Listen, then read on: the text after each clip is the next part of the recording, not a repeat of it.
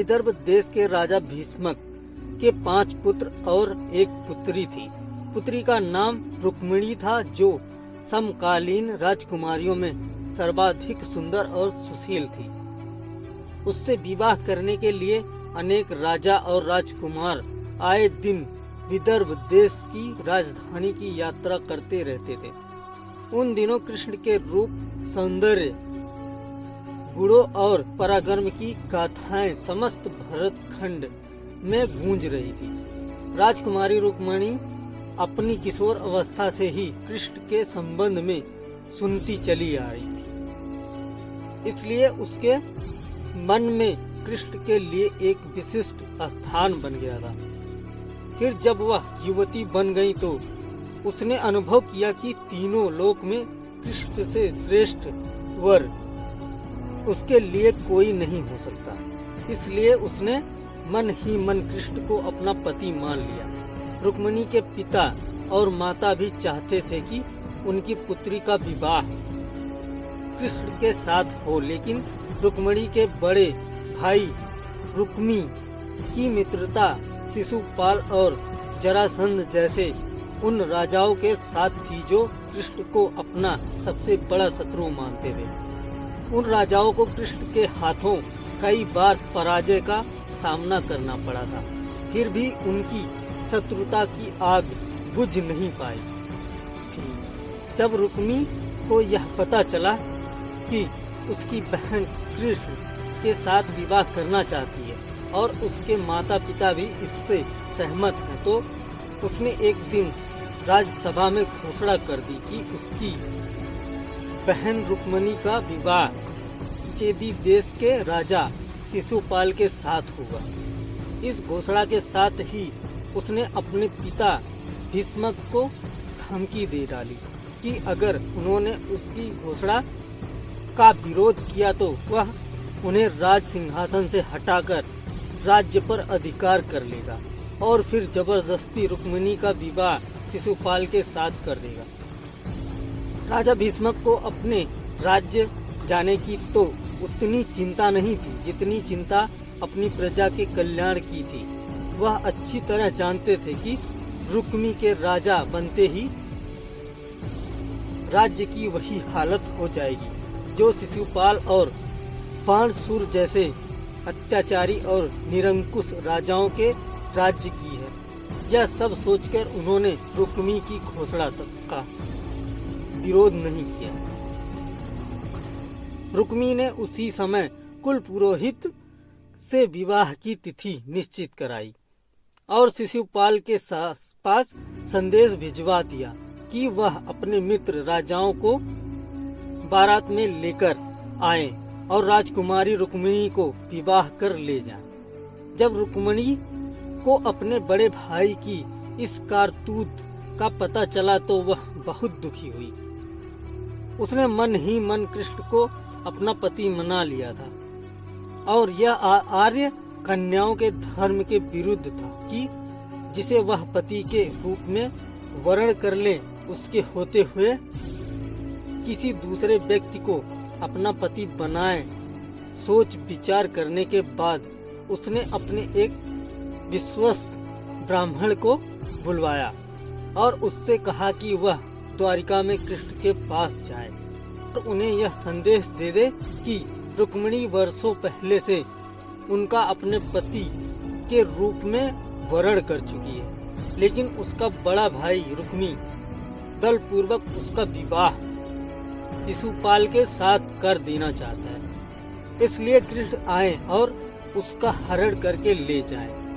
यदि वह न आए तो वह अपने प्राणों का अंत कर देगी। रुक्मिणी का संदेश लेकर ब्राह्मण उसी समय द्वारिका की ओर चल दिया और कुछ दिनों बाद द्वारिका में पहुंच गया।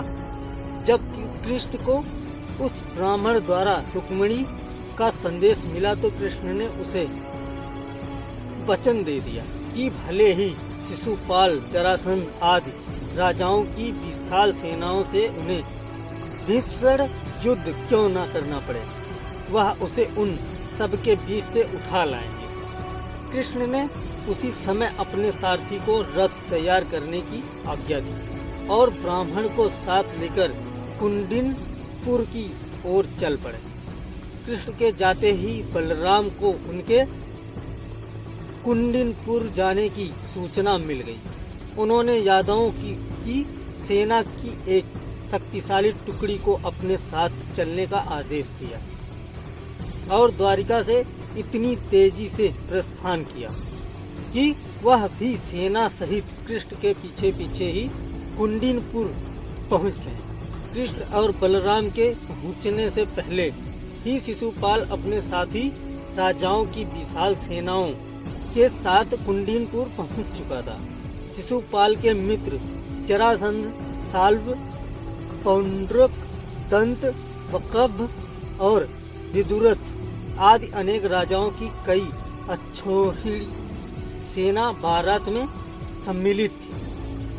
विवाह के दिन सुबह ही परंपरा के अनुसार रुक्मिणी अपनी सहेलियों तथा अन्य महिलाओं के साथ गौरी पूजन के लिए नगर से बाहर बनाए गए मंदिर में पूजा करने गई। रुक्मिणी के संदेश वाहक ब्राह्मण द्वारा कृष्ण को इस बात का पता चल चुका था, इसलिए वह रथ लेकर मंदिर के पीछे पहुंच गए। पूजा करने के बाद रुक्मिणी जैसे ही मंदिर से निकली, कृष्ण ने उन्हें उठाकर अपने रथ में बैठा लिया। रुक्मिणी के पास आए सैनिक देखते ही रह गए। जब शिशुपाल और उसके साथी राजाओं को रुक्मिणी हरण का समाचार मिला तो वे अपनी अपनी विशाल सेना लेकर कृष्ण को पकड़ने के लिए चल दिए। रुक्मिणी का बड़ा भाई रुक्मी भी अपने चारों भाइयों और अपनी सेना के साथ कृष्ण के पीछे पीछे चल दिया। नगर से कुछ दूर निकलते ही यादवों की सेना दिखाई देने लगी। अपने पीछे आती हुई सेनाओं को देखते ही बलराम ने अपनी सेना को आदेश दिया कि आक्रमणकारी सेनाओं को खदेड़कर भगा दो। यादव सेना के सैनिकों ने पलटकर आक्रमणकारी सेनाओं की भीषण बाण वर्षा का उत्तर देना आरंभ कर दिया। देखते ही देखते भीषण संग्राम होने लगा। यदुवंशियों की थोड़ी से सेना ने शिशुपाल, जरासंध और उनके साथी राजाओं की विशाल सेनाओं पर इतनी भयंकर बाण वर्षा की कि वे सिर पर पांव रखकर भागने लगे। अपनी सेनाओं का संहार होते और उन्हें भागते देख शिशुपाल और उसके साथी राजा भी अपने प्राण बचाकर भाग गए। शिशुपाल और उसके साथी राजाओं की सेनाओं को पीठ दिखाकर भागते देख रुक्मी के क्रोध की कोई सीमा न रही। वह अकेला ही कृष्ण का पीछा करने लगा। कृष्ण रुक्मी के युद्ध करना नहीं चाहते थे, लेकिन जब रुक्मी ने अपशब्द कहते हुए उन पर आक्रमण कर दिया तो विवश होकर कृष्ण को शस्त्र उठाने पड़े। उन्होंने पलक झपकते ही रुक्मी के रथ के घोड़ों और सारथी को मार डाला। रुक्मी भी उनके बाणों से घायल हो गया।